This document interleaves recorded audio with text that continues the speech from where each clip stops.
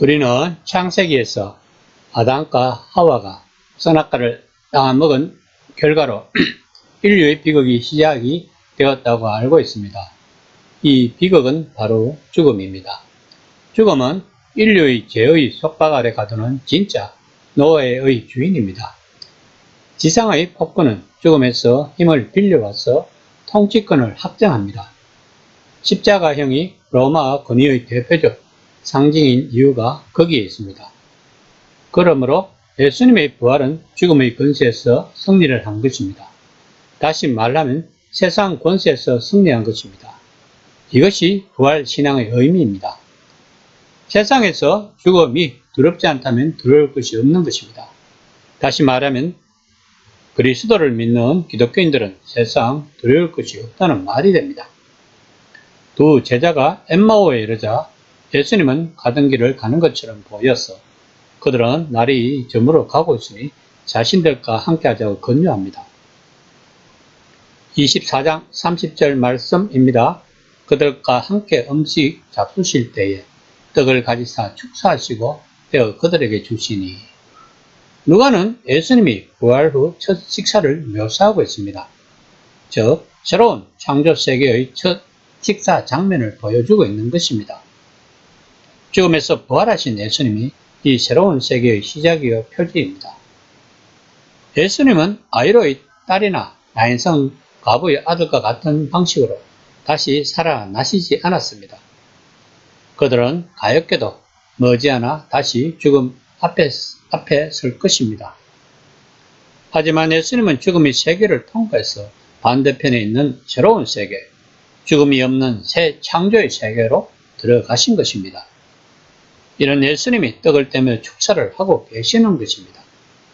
그런데 왜 예수님은 부활 후 첫 식사를 유월절 마지막 만찬을 같이 한 베드로나 다른 제자들과 하지 않고 글로바 부부와 했을까요?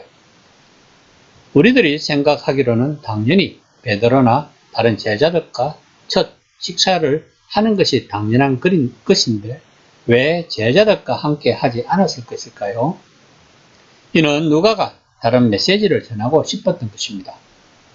즉, 이 단순한 식사가 예수님을 믿는 사람들의 핵심 상징 행위가 된 빵을 떼는 행동을 지시한다는 사실을 보여주는 것입니다. 즉, 예수님은 더 이상 물리적으로 현존하지 않지만 예수님의 사람들은 이 식사를 통해 그분이 자기들과 함께 또 자기들 안에 살아계심을 발견한다는 것입니다. 24장 32절 말씀입니다. 그들의 눈이 밝아져 그인 줄 알아보더니 예수는 그들에게 보이지 아니하시는지라. 예수님을 알아보는 것은 영안이 열린 것입니다. 영안이 열린 사람은 세상 너머를 보는 눈을 가지게 됩니다. 세상 너머를 보는 눈은 무엇일까요? 바로 하나님을 알 수 있는 눈입니다. 하나님을 어떻게 알 수 있다는 말인가요? 바로 성령의 도움으로 볼 수 있는 것입니다. 성령님의 역할은 하나님을 알게 하시고 믿게 하십니다. 그러면 성령님을 어떻게 우리들로 하여금 하나님을 알게 하실까요? 그것은 바로 말씀입니다. 수천 년 전에 쓰여진 성경 말씀이 살아서 꿈틀거리며 우리의 삶을 변화시키는 것입니다. 이것이 성령님이 하시는 일입니다. 성령님은 알라딘 요술 램프처럼 우리들의 소원을 들어주시는 분이 아닙니다. 바로 우리들을 하나님 앞으로 인도하시는 분이라는 것을 알아야 합니다. 24장 32절 말씀입니다. 그들이 서로 말하되 길에서 우리에게 말씀하시고 우리에게 성경을 풀어주실 때에 우리 속에서 마음이 뜨겁지 아니하더냐 하고. 기독교는 뜨거운 심장의 종교입니다. 차가운 이성의 머리로 이해하는 종교가 아닙니다. 머리로만 이해하고 심장은 차갑다면 어떤 현상이 일어날까요? 이들은 보통 자신을 우월함을 드러내기를 좋아하고 성경에 말한 것을 지키지 못한 자들을 정죄하고 항상 분란을 일으키는 선봉되는 자가 될 수 있는 무리들입니다. 본문 말씀처럼 말씀이 나에게 뜨겁게 다가올 때 우리의 영안은 열리게 되고 우리의 삶이 예수님을 따라가는 준비가 된 것입니다. 그러면 어떻게 해야 말씀이 나에게 뜨겁게 다가올 수가 있을까요? 성경을 하나님이 제시하신 방식대로 하나님과 세상의 이야기를 그리고 이스라엘과 예수님의 이야기를 깊이 숙고하는 법을 배울 때, 다시 말하면 구약 성경이 예수님에게서 그 절정에 이르렀음을 깨달을 때에 별개의 증거 구절이 아닌 이야기의 전체 흐름 가운데 성경이 지시하는 분으로 예수님을 볼 때에 그렇게 말씀은 우리들에게 뜨겁게 다가올 것입니다.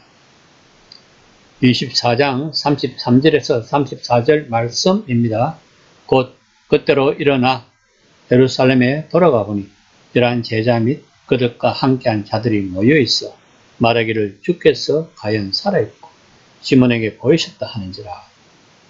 글로바 일행은 예수님과 식사를 할 때 늦은 오후였는데도 불구하고 늦은 시간에 다시 예루살렘으로 돌아온 것입니다.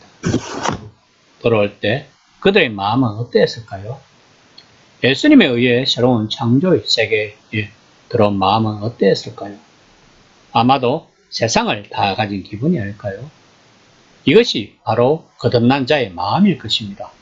이 마음을 경험해 본 사람만이 알 수 있는 느낌일 것입니다. 말로 표현할 수 없는 기쁨. 열한 제자와 그들과 함께 있는 자들도 시몬을 통해 예수님이 무덤에 보이지 않았다는 것을 알고 있습니다. 그러나 제자들의 마음은 글로바 일행의 마음을 잘 알 수 없었을 것입니다. 제자들은 부활한 예수님과 함께 식사를 하지 못했기 때문입니다. 이처럼 기독교는 체험의 종교이기도 하다는 것을 보여주고 있습니다. 이 시간에 묵상을 해봅시다. 나는 하나님과의 어떤 체험을 했는지, 그때의 그 심정을 아직도 간직하고 있는지, 만약에 아직도 체험을 하지 못했다면 희망이 있는 것입니다. 언젠가는 하나님을 뜨겁게 만나는 체험을 할 수 있기 때문입니다. 그리고 체험을 한 경험을 잊지 말고 항상 우리들의 마음 깊은 곳에 간직하고 살아가며 힘이 들 때면 한 번씩 꺼내보며 하나님의 사랑을 기억해야 할 것입니다.